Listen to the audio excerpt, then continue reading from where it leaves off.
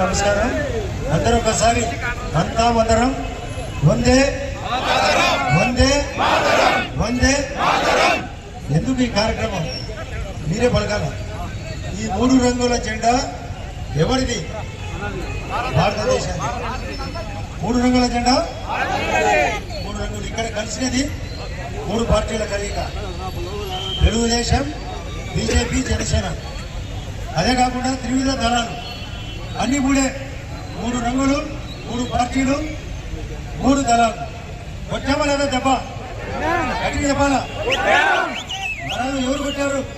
పహల్గాం ఘటనలో మన యొక్క మహిళల సమక్షంలో 26 మందిని చంపితే వాళ్ళ స్థావరాలను గట్టిగా కొట్టామా లేదా? అందరూ దానికోసమే కదా ఈ మద్దతు. అదే కదా మోడీ గారు ఇచ్చిన. నేను మోడీ గారితో ఒకసారి మీటింగ్లో చెప్పిన, ఆ రోజు భారత యుద్ధంలో కృష్ణుడు ఏ విధంగా వెనకొండి చరిత్ర నడిపాడో అదేవిధంగా మన మోడీ గారు వెనక ఉండి శక్తి యుద్ధులు త్రివిధ దళాలకు ఇచ్చి సౌదెబ్బ కొట్టాడు కదా.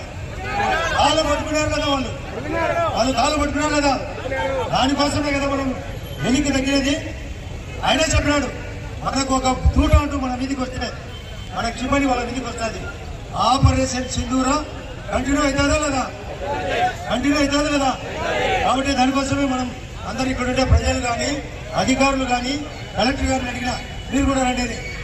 ఆయన కూడా చెప్పినాడు, మేమందరం ఈ యొక్క భారత యొక్క ఈ యొక్క దేశం యొక్క విపత్తులు కోరిన వాళ్లకు దెబ్బ కొట్టేదాని కోసం మేము సపోర్ట్ చేస్తామని. కాబట్టి వాళ్ళ పాపం మన మురళీ నాయక్ ఇక్కడ అనంతపురం భాషి చనిపోయాడు లేదా, ఆయనకు నివాళులు అర్పించాలి కదా. నేనైతే అందరినీ కోరుతున్నా, మరి ఒక్కరూ అందరం స్ఫూర్తిలో భాగంగా ₹1 మొదలుకొని ₹1,00,000 వరకు ఇద్దామనదా? ఇస్తామన్న వాళ్ళందరూ చేర్చండి. రూపాయి ఇస్తారా? ₹10, ₹100, ₹1000, ₹1,00,000 ఇస్తేనే మనకు స్ఫూర్తినట్టు. వాటి ప్రజలకు కూడా తీసుకోండి. ఇది ఎప్పటికీ నిరంతర కార్యక్రమం. మన సింధు జలాలు ఆపినా లేదా? సింధు జలాలు ఆపినాం లేదా? కాబట్టి మన జోలికి వస్తే దెబ్బ కొడతామా లేదా?